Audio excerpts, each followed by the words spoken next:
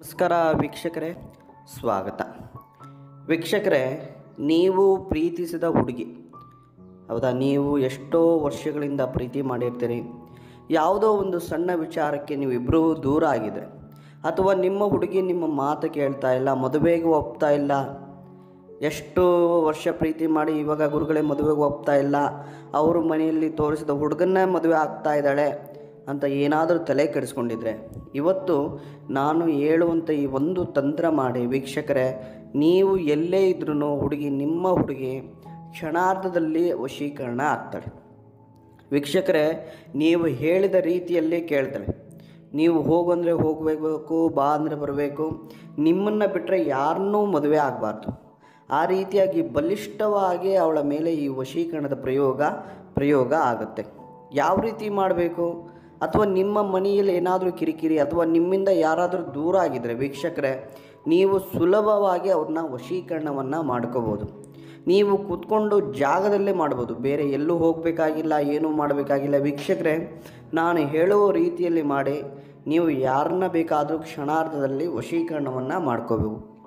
ಅದಕ್ಕೆ ಬೇಕಾಗಿರೋದು ವೀಕ್ಷಕರೇ, 2 ತುಳಸಿ ಎಲೆ, ಉಪ್ಪು, 1 ಕಪ್ಪು ಬಟ್ಟೆ. ವೀಕ್ಷಕರೇ, 1 ತುಳಸಿ ಎಲೆ ಮೇಲೆ ನಿಮ್ಮ ಹೆಸರನ್ನು ಬರಿಬೇಕು, ಇನ್ನೊಂದು ತುಳಸಿ ಎಲೆ ಮೇಲೆ ಯಾರನ್ನ ನೀವು ವಶೀಕರಣವನ್ನು ಮಾಡ್ಕೋಬೇಕು ಅವರ ಹೆಸರನ್ನು ಬರಿಬೇಕು.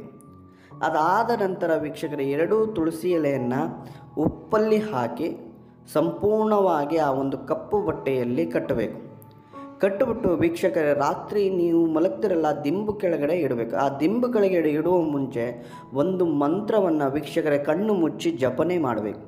ಆ ಮಂತ್ರ ಏನಂದರೆ, ಓಂ ಕಾಮದೇವಾಯ ವಶಂ ವಶಂ ಸ್ವಾಹ.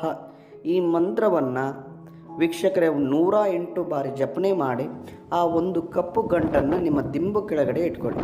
ಅದಾದ ನಂತರ ವೀಕ್ಷಕರೇ, ನಿಮ್ಮ ಹುಡುಗಿ ಮನೆ ಇರುವಂಥ ಯಾವುದಾದ್ರೂ ಮರಕ್ಕೆ ನೇರವಾಗಿ ಕಟ್ಟಬೇಕು. ನಿಮ್ಮ ಹುಡುಗಿ ಮನೆಗೆ ಅಥವಾ ಅವರು ಇರುವಂಥ ದಿಕ್ಕಿಗೆ ನೇರವಾಗಿ ಕಟ್ಟಿ ವೀಕ್ಷಕರೇ, ಕಟ್ಟು ನೋಡಿ ಕೆಲವೇ ನಿಮಿಷಗಳಲ್ಲಿ, ನಾನು ಹೇಳೋದು ಬೇಡ, ಕ್ಷಣಾರ್ಧದಲ್ಲೇ ಅವರು ವಶೀಕರಣ ಆಗ್ತಾರೆ. ನೀವು ಎಲ್ಲಿ ಇರ್ತೀರೋ ಅವರಾಗಿ ನಿಮ್ಮ ಹತ್ರ ಬರ್ತಾರೆ. ಇದೊಂದು ಗ್ಯಾರಂಟಿ ಮಾಡಿ ನೋಡಿ, ನಿಮಗೆ ಗೊತ್ತಾಗುತ್ತೆ ಅಂತ ಹೇಳ್ತಾ ನಮಸ್ಕಾರ, ಧನ್ಯವಾದಗಳು.